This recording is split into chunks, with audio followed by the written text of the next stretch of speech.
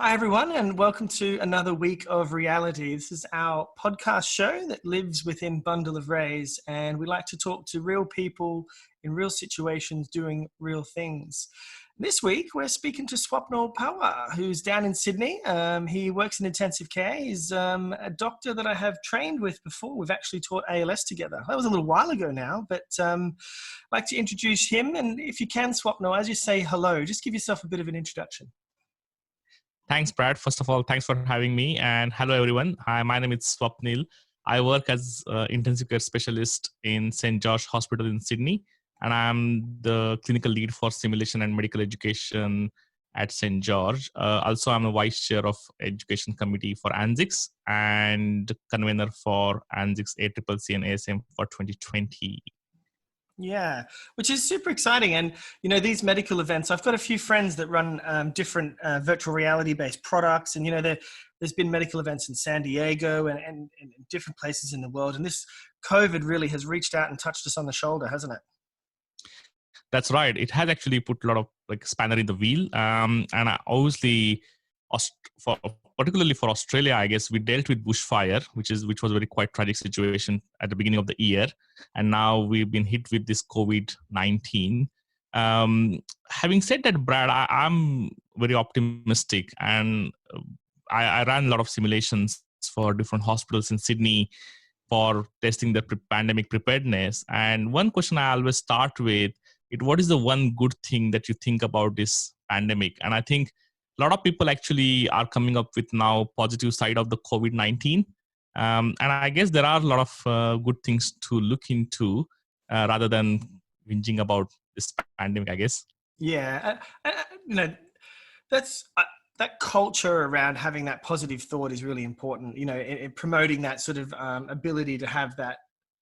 But Australia really is where, and we said this before we started the recording, is that Australia is really dodging a bullet at the moment. You know, for whatever reason, our government has put in place some really stringent rules around international travelers. We've got very minimal community transfer. You know, last week or 10 days ago, I spoke to a nurse in New York, and I'm so horrified with what's going on over there, and it's all happening in one state. You know, you start to think about what might happen in Florida, and so absolutely agree. And it's so interesting to think about how we're going to continue training amidst a pandemic. You know, obviously business as usual still is there. It's present, and that's a real challenge for everybody.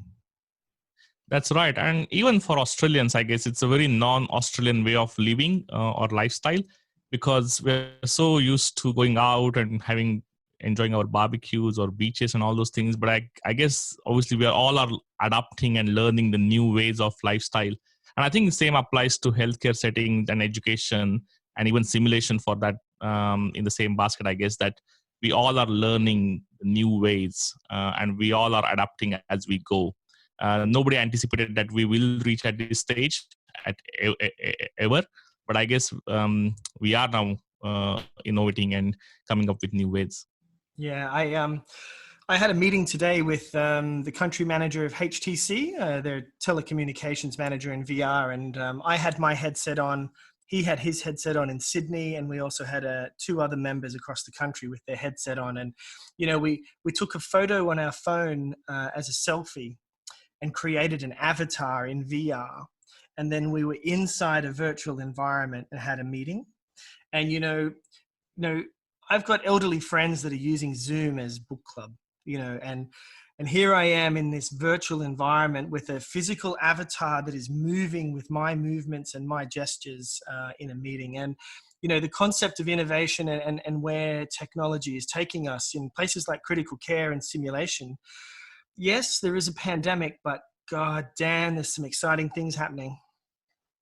Absolutely. And I think what you're doing is quite fascinating. And I think virtual reality for a few years ago started coming up in the medical education. And now I think with this pandemic, it has shown its importance in our day-to-day life, that how it can be more valuable, especially during these difficult times when we can't really be in physical contact with each other. So the work that you're doing is really amazing and has got a significant future, I must say. Yeah, I think it's more outside of just talking about what I'm doing, but it's the focus on innovation generally within healthcare. You know, I'm a nurse, and I think I've got a good idea, and you know, having a commercial business and a good idea is two very different things. But you know, one thing that I've taken away from this sort of last 18 months is that innovation is probably an entity that lives within healthcare that might not get nurtured as much as it could.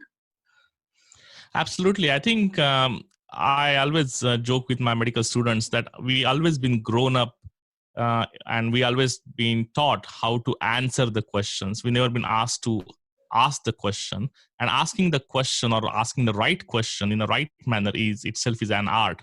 And innovation, basically the basis of innovation is asking the question, and unless you ask the question you won't find the answer, or you won't look for an answer, or you won't look for an innovation. And I think this pandemic forced us to ask ourselves, how can we do things differently, because we can't do things in a way that we used to.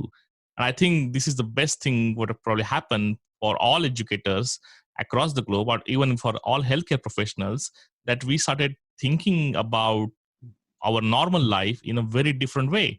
How to examine the patient without going in the room?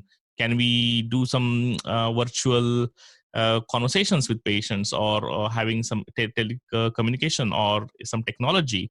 And even within the intensive care, which we've always thought that is going to be a very physically involved space, but we are also now started thinking about how to use technology, or how to use that virtual communication style to communicate. And just to give an example, and it might sound very confronting, like dealing with end of life care is integral part of intensive care. And we had a patient with COVID-19, and I think dealing with the death in this pandemic is going to be extremely challenging for both healthcare professionals and families. Now, most of the patients who are COVID-19 positive, their family and loved ones are likely to be considered as a close contacts, and they might be COVID-19 positive.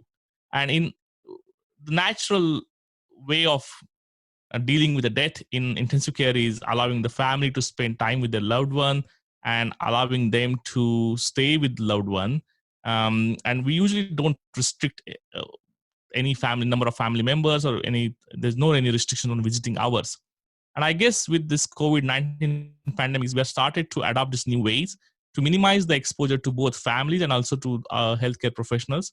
And now we are coming up with using the technology like FaceTime or Skype or Zoom to even to have the family that opportunity to spend more time with their loved one.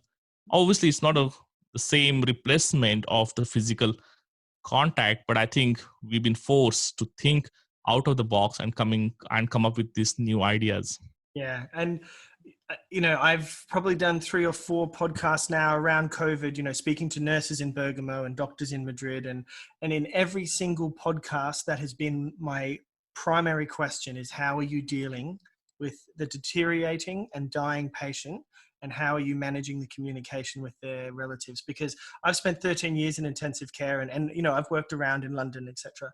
And it's the most honorable thing to give a person a nice death.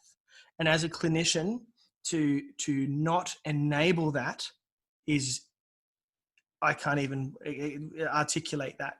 But that's what we're there for. That's our job. And to be able to have the technology to grasp that is great, but it does feel limited at the moment. And in trying to provide, you know, you've got relatives who are outside the hospital doors on the grounds but can't come in when someone's dying is heart-wrenching.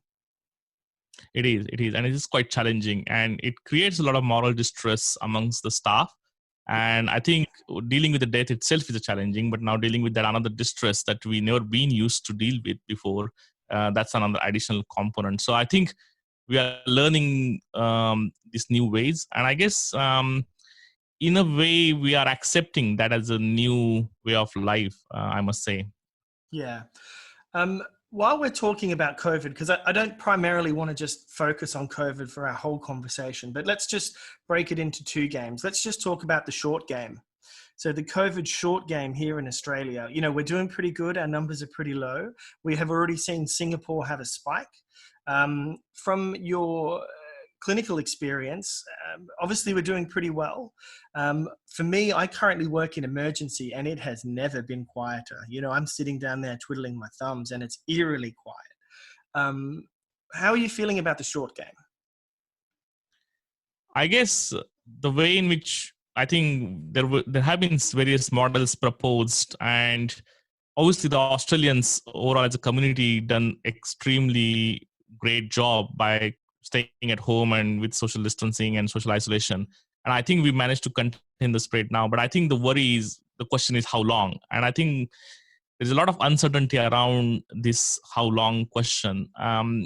And in a way, I'm a bit nervous and worried about that.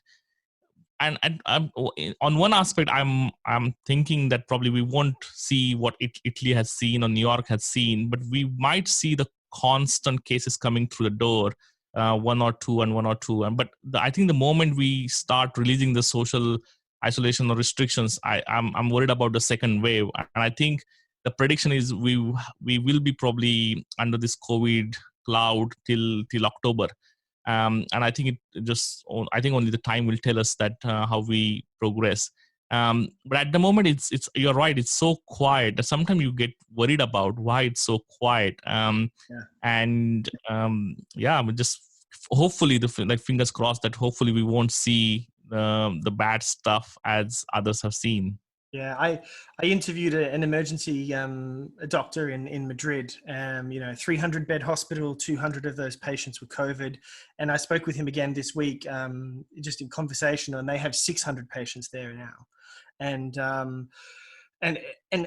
he was saying, there's neurologists and cardiologists on the floor in emergency helping because there's nobody having a non-STEMI, there's nobody having a STEMI, and all these normal cases just don't seem to be there. And I mentioned it before, just our normal day to day, like statistically, people do have strokes, people do have heart attacks.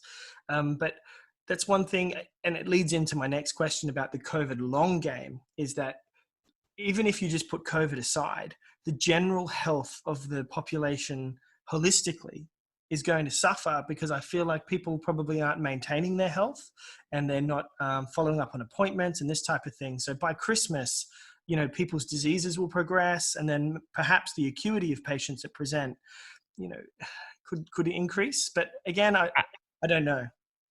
No, you're right. Absolutely. So I was speaking to one of my anesthetic colleague, and he said all the endoscopy lists have been cancelled in both private sector and public sector.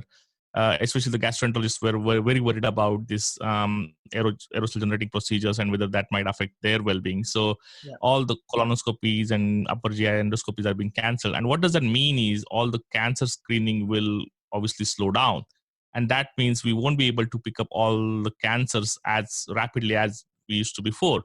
And that will have a significant impact on the community. Similarly, all the electives that have been on the hold at the moment, and that will obviously increase the morbidity of patients. And eventually, when we come back on track, I don't think the healthcare system will be able to deal with that much of volume in a short period of time. The other interesting thing happened at the moment, the incidence of flu has gone down significantly because of social distancing and social isolation. So in a way, it acted in our favor. But I guess the moment we will start releasing these restrictions, the flu might come back very rapidly. And I think that's the worry at the moment, that we might not be dealing with COVID, but we might be dealing with a lot of other stuff down the lane because of this kind of collateral damage, I usually say. Yeah. And, I have a lot of friends, a plumber.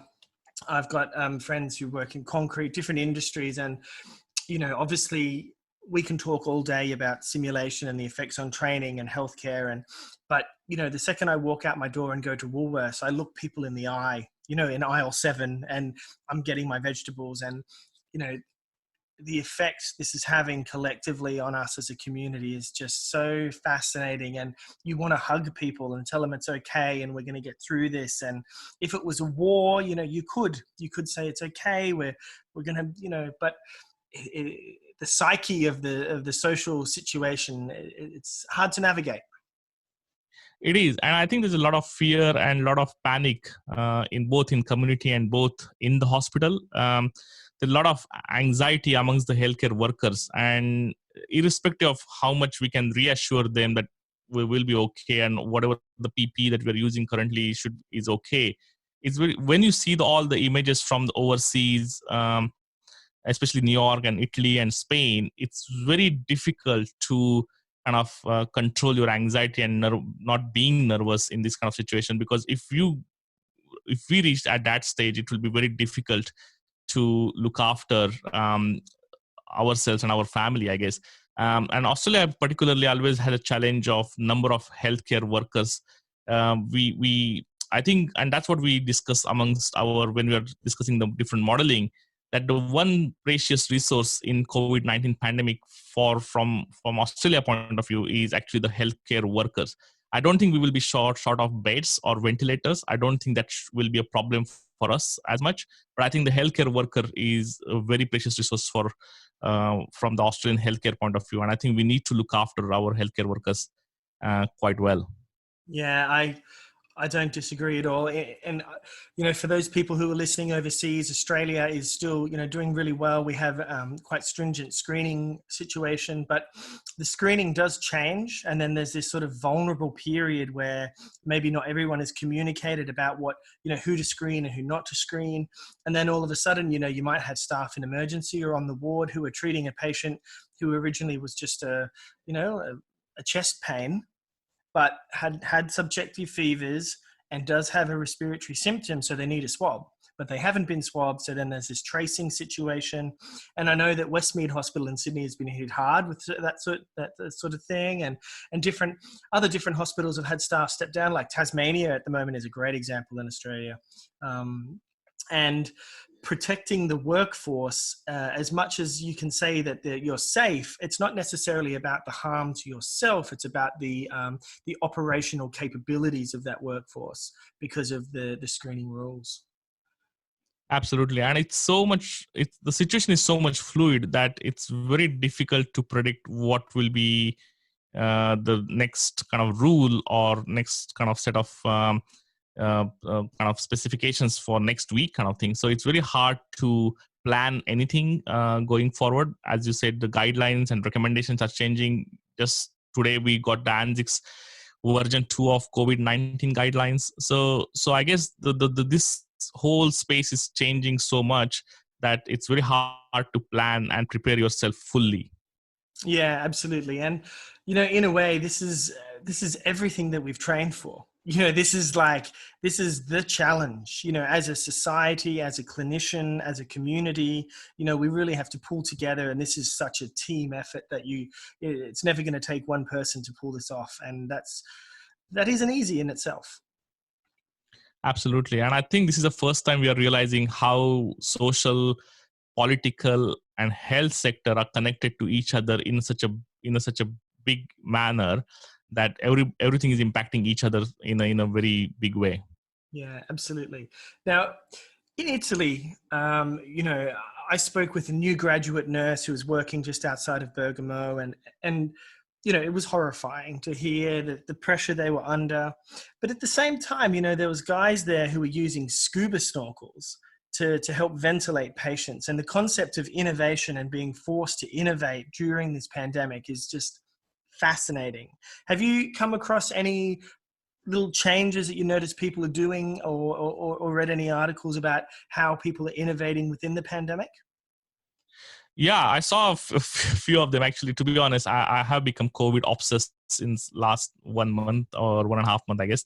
I think people are coming with a lot of novel ideas, but I think I will say with a word of caution that before you implement any of those ideas, you have to really try it out first in simulation setting and then only implement those. I think I saw some of them coming with 3D printing with the splitters for ventilators, so they can ventilate multiple patients at the same time with the one ventilator because of, again, lack of resources.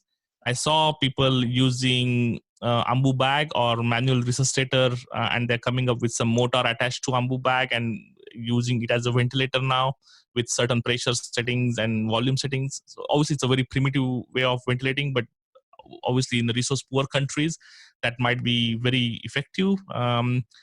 And I also saw some of the people, I think that was the image from Spain, that nursing staff especially, they're using the long lines and infusion pumps are outside Seen the that. room so that they don't need to go inside. And that was fascinating for me, that people are coming with all these novel ideas to come up. Also, for intubation, people are using this intubation box so that they're minimizing the aerosol generation and aerosol exposure to themselves.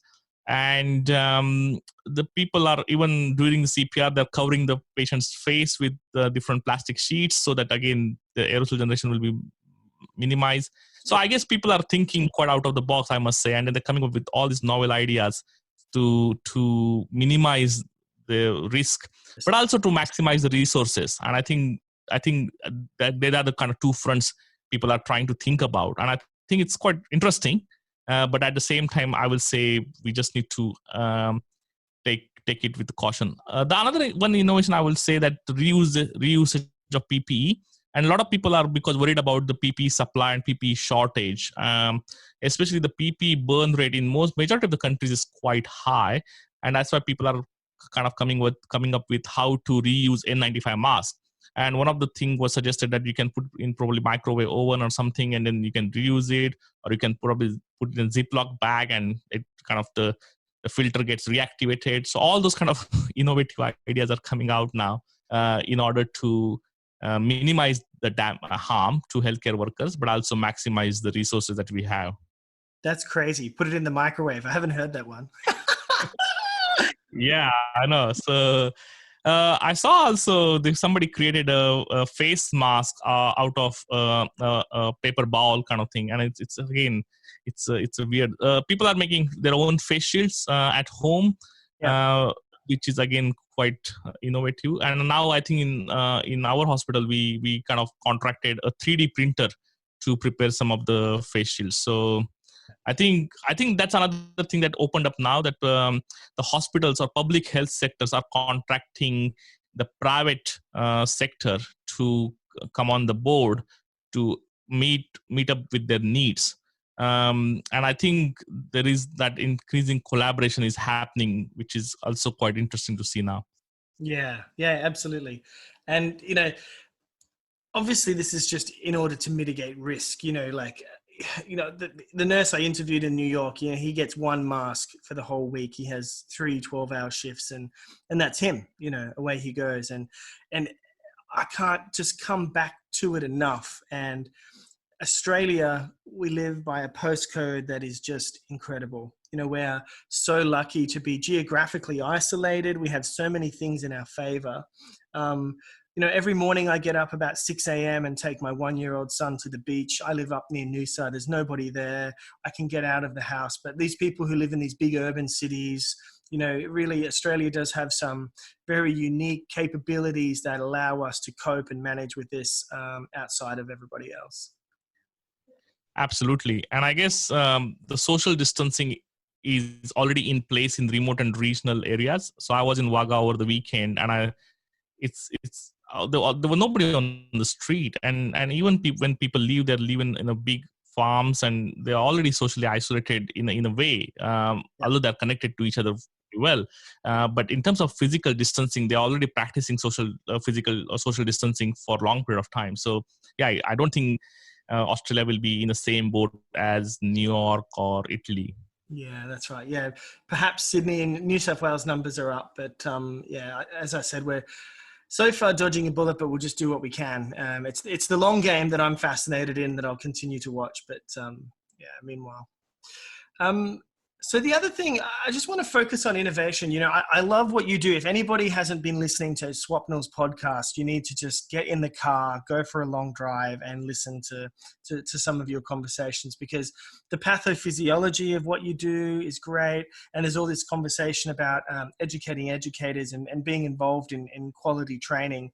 And it's just, I'm finding it fascinating about how to maintain current business. And, you've got junior staff who are coming in, who are either graduating, or, you've got people who are progressing through, who might be intermediate, who have exams, or, there's certain requirements that everybody professionally needs to meet, but everything is just on hold.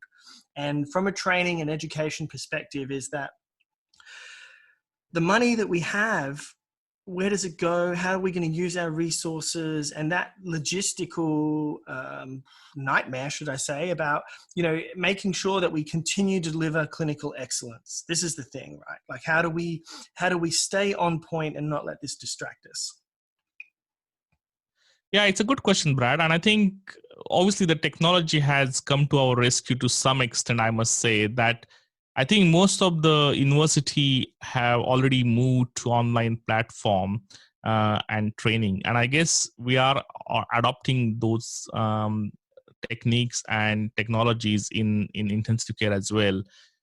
I guess it's not, obviously it's not a replacement for the clinical or the bedside teaching that we do with our trainees, or what we teach them in the simulation center with a mannequin and having 5 or 6 people around that.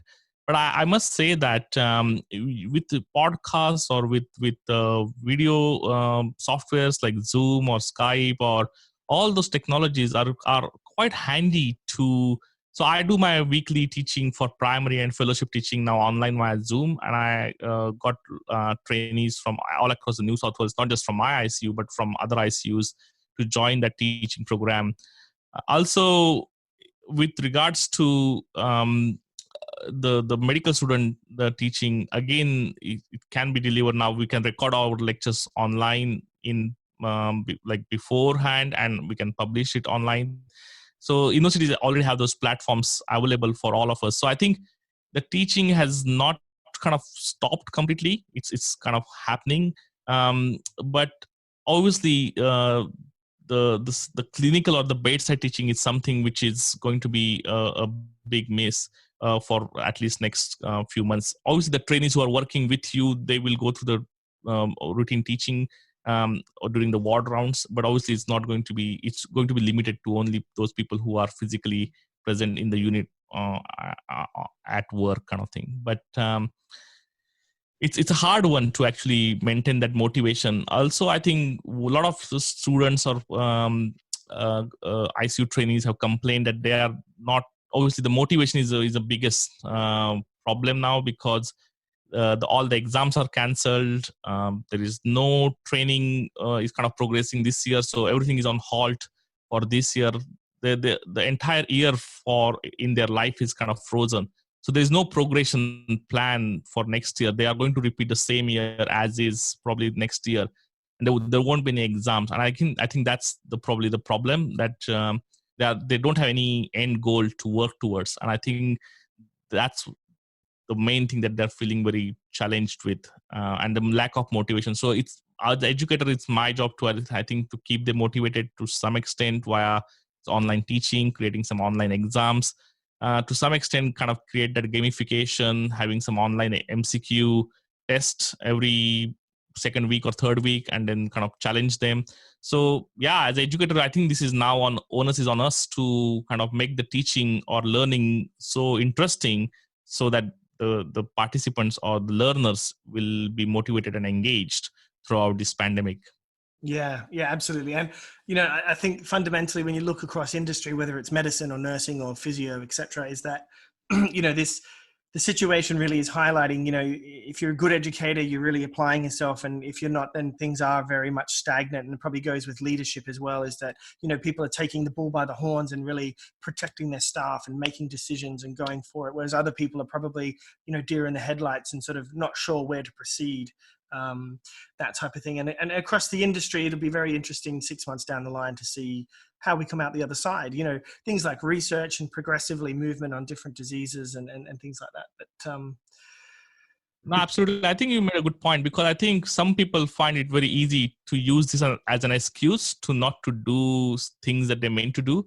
So it's easy for me to some extent to say that, oh, look, I'm busy with COVID-19 pandemic, so I'm not going to do teaching, and I'm going to be busy clinically, and so that I'm not going to do much of my job. But that's not really what it should be. I think we should be going beyond our capabilities to help the junior medical staff to go get through this, not just by morally supporting them, but also continuing their education.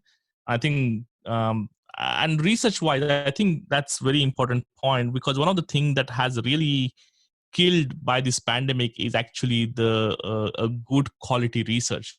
And a lot of the randomized controlled trials, and Australia and New Zealand is quite proactive in intensive care field with the research. And I think all the big trials are now on hold, and everybody's more focused on COVID-19 trials. And the problem with a lot of research which is coming from overseas, even when I look at publications which are in New England Journal of Medicine or JAMA, which are very reputable journals, but a lot of these trials or studies are not randomized controlled trial at all. They are just observational studies or case series kind of stuff. And people are making decisions of treating patients based on the results of these trials, which is quite dangerous. So I think the two areas which are affected quite heavily with COVID-19 in healthcare sector are research and education.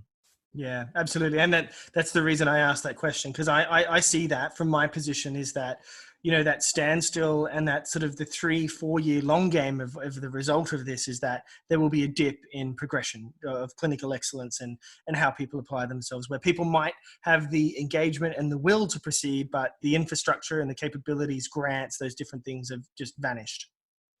Yeah, absolutely. Yeah. Yeah.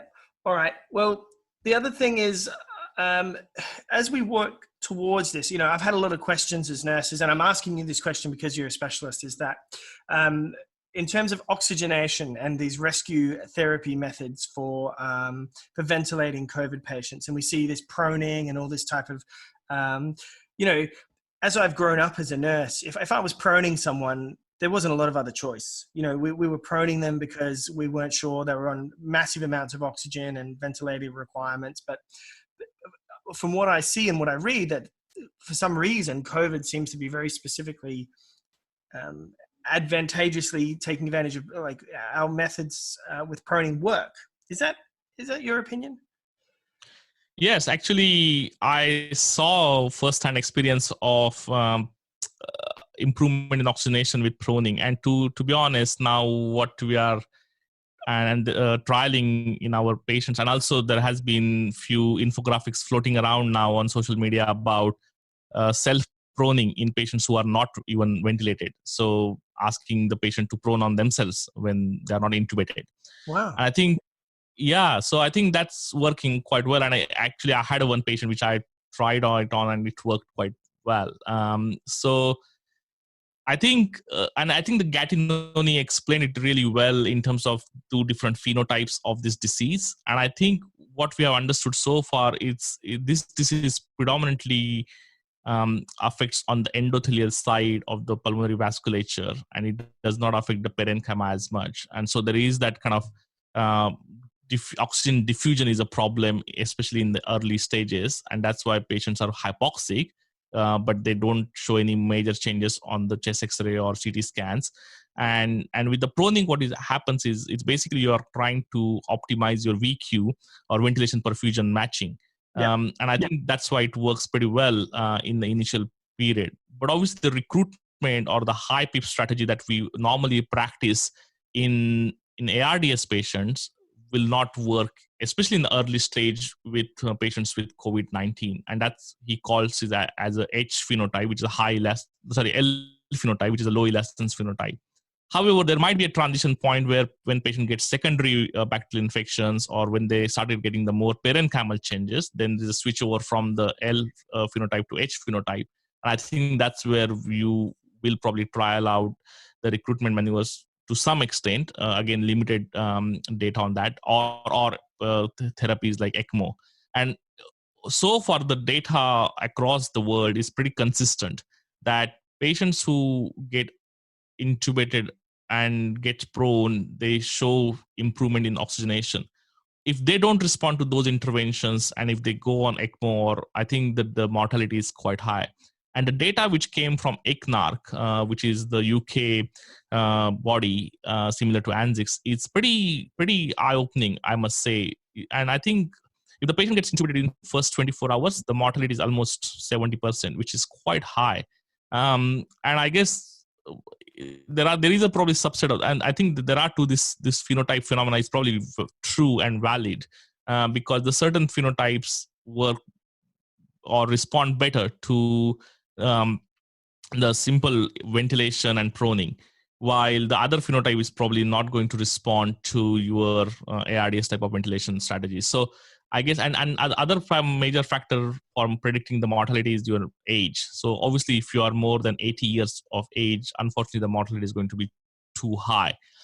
So none of the interventions will probably work in that age group. But the proning is really working well so far, I must say. And in fact, the guidelines from the ELSO, which is the ECMO Society ECMO registry, has been now, unless you try proning, nobody should be put on ECMO. And I think that's now the accepted standard in New South Wales as well. Yeah. Yeah, that's helpful. And any other, are we doing sort of high PEEP recruitment? Because lung compliance is generally pretty good.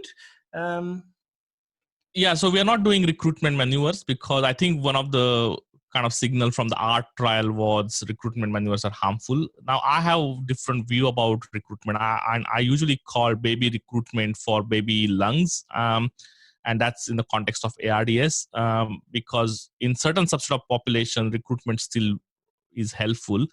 You need to be you have to consider a lot of different parameters before you embark on recruitment maneuvers in patients. I think the blanket rule of doing recruitment on every single patient with ARDS is probably very harmful. Because you have to look at the RV and make sure that you are not causing any acute cor pulmonale by causing the recruitment maneuver. And I think the majority of the mortality comes because of that phenomena rather than actual recruitment maneuver. But I think when you look at this X-ray or CT scan and when you look at the compliance, I think it's very obvious that you know that whether the patient is going to respond to recruitment or not. And I think, as you mentioned, these patients are actually have a very good compliance. Their tidal volumes are actually pretty good on very minimal, or their peak pressures are not high despite on 500 or 550 tidal volumes. So their compliance is pretty good. And I think we need to be really cautious not to cause more harm by subjecting them to recruitment maneuver. They need high FiO2. And I think overall the consensus, and when I look at the data from different studies like ECMO card or Sprint SARI, it's majority of the patients are not above PEEP of 14 or 16. So I think that's the kind of maximum PEEP that people are using at the moment. And I don't think anybody is practicing recruitment maneuver at the moment. And I think that's not the way to go as well. Yeah. Okay. All right. Super. All right. Well, we've covered some technical details with the ventilation. Going forward, in terms of the staff morale, any innovative ideas to keep people happy at work? That's a really interesting question, and I'm struggling with this idea, and I'm thinking quite hard. Actually, I was speaking to one of the dean of mentoring at Weill Cornell Medicine for my recent podcast, and then they are doing, and she's from New York, and they are doing some virtual yoga sessions and virtual mentoring sessions, and I think there might be some value of doing those things virtually in Australia. I think in Australia we are not seeing the worst at the moment, so I think we still have that human contact still available. So as a staff, I think we are doing pretty well. But I think there is another beautiful article which came in JAMA which talks about how to keep morale in healthcare setting, and I think what they talk about is basically there are 5 phase things, and I think first thing is hear me. So I think we all need to listen to our colleagues and staff members if they're distressed or if they want something. I think it's just listening, active listening will be very useful. The second is protect me. I think there is a reasonable expectation from all healthcare workers to their organization that they expect adequate supply of standardized PPE across the hospital so that they feel safe and they will then put themselves on the front line and will take care of patients. But I think that guarantee of protection or reassurance of protection is very important from the organization. And whether we do it via like emails or frequent communication is probably the key amongst all of those things. Prepare me out, or the training is a key component, and I think that's where probably what you are doing, I think, is quite useful, or using the VR or AI in order to then prepare people in donning and doffing, simple things like that. I think that might be very valuable. and then providing the moral support and providing the adequate simple things like parking or accommodation, all those things. I think that if the organization looks after those things, I think that will be good. But I think the use of technology will be probably increased in coming months, because we will not be allowed to physically hug each other or shake hands with each other. So I think technology is probably the way to go, I guess. Yeah, I suppose at the moment it's probably our only way to go. There's not too many other solutions. When I speak to my colleague who on the podcast who's working in Madrid, he talks about working hard and being very stressed, and then it's his lunch break. He goes to the staff room. There's people crying, upset, but they have to still maintain social distancing. They can't hug. He can't hold them. In order to minimize the risk. And these are the real challenges of what's happening. And as Australia is really lucky because we don't have the numbers and we are really good, but these restrained positions that we're in, we have our own unique challenges. Like we're getting all these donations and the community's thanking us, but actually we sort of feel like, well, we haven't gone above and beyond yet, so I think every cultural position has a different position. I find it fascinating to see how this is unraveling. But I think, yeah, it is fascinating, and I think there is no right or wrong answer how to get through this, I guess. And when you hear those stories from overseas, and you just pray that I don't want to be in that situation. I think we are lucky we are not in that situation at the moment. Yeah, I just with my business, I'm launching on the 1st of May. I have a face-to-face business, but we're launching online on the 1st of May, and I'm launching in the UK, the US. We're translating into Mandarin, but we're also going into India.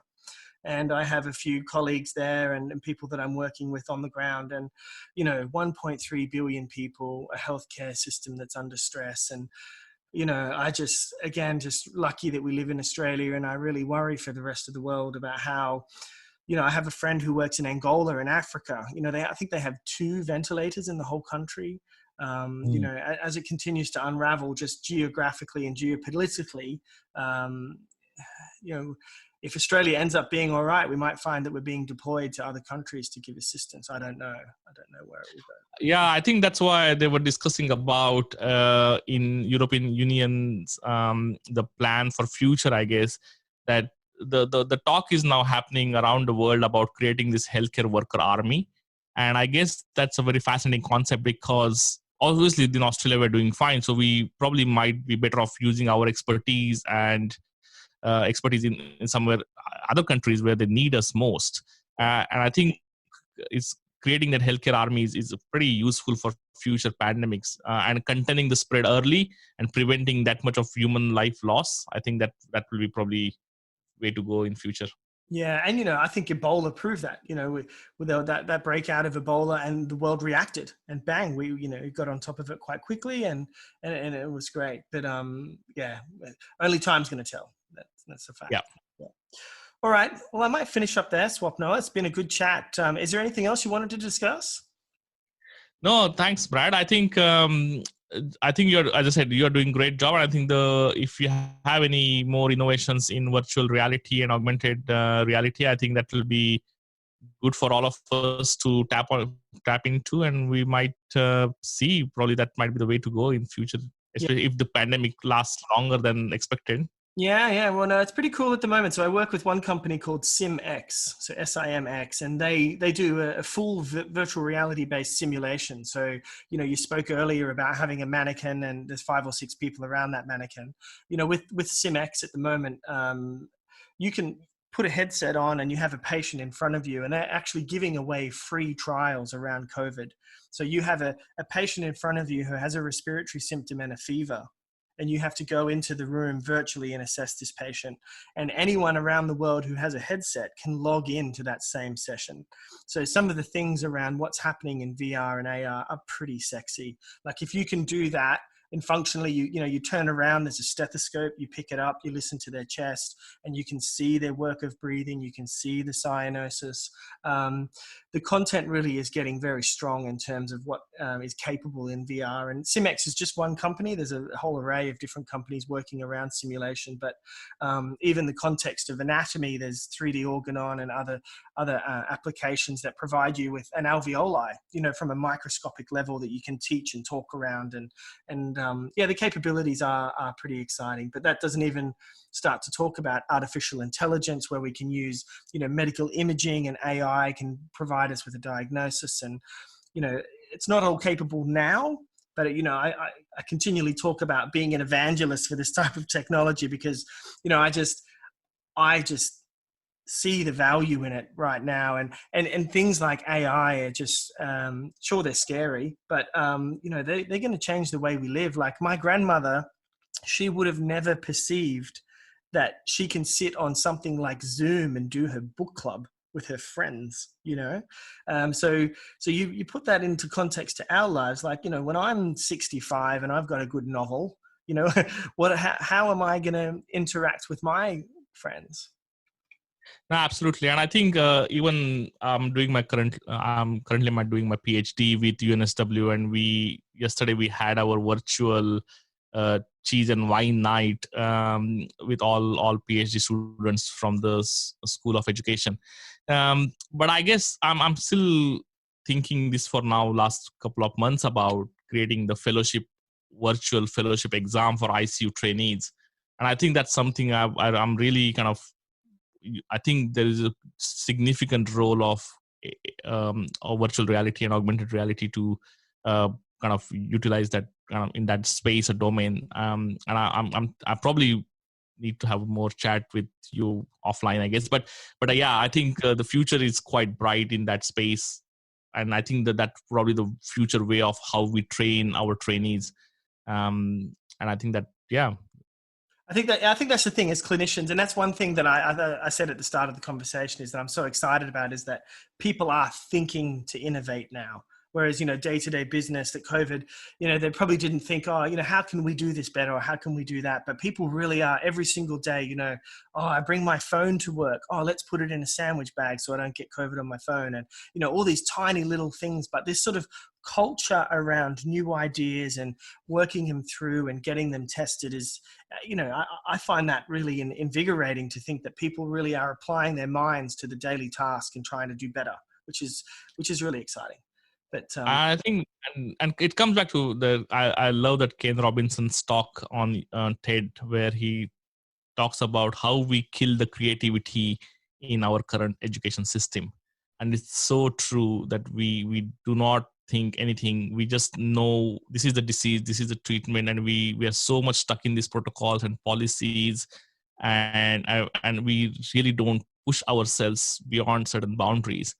And I think COVID-19 pandemic has shown that there's no protocol, there's no policy will work. You have to create your own policies and protocols and come up with some innovative ideas if you have to deliver the best care, I guess. yeah. So it really pushed us in a good way. Yeah, I think so. And I think, you did say it earlier as well, is that, enter this with a positive. Like the lockdowns for me, I've spent a lot of time with my 1-year-old son. My wife is 32 weeks pregnant. We're spending a lot of family time. And, there is always going to be a positive on the other side of the coin, and you can work towards that. So I'm definitely in that mindset. But Absolutely. I think we'll finish there, Swapnil. Thanks so much for your time. I really appreciate you sitting down at 8 p.m. and giving us a bit of a conversation. And, I can use virtual reality and augmented reality and use all these fancy bits of technology. And, my wife hates me for it because I'm always bringing new things home and playing with toys. But, the value that you can get out of a conversation, these podcasts really do add something. Absolutely. And I think, I think at least when you asked me for this podcast, I was so great because somebody's wanted to have a conversation with me at 8 p.m. It's a great way of just realizing that there is someone who wants to talk to me. So that even sense is quite satisfying. Oh, no, that's awesome. Well, don't worry. I'm going to be up until about 1 a.m. working. So, you know, that's my life at the moment. But you know, I see this as an opportunity, you know, and like I said, we're working towards excellence and we're trying to do a good thing. So why not put yourself to it? So anyway, Absolutely. thanks very No much worries. for Thank you. yourself, and appreciate your time. No worries. Stay safe. All right. Cheers. Bye. Bye.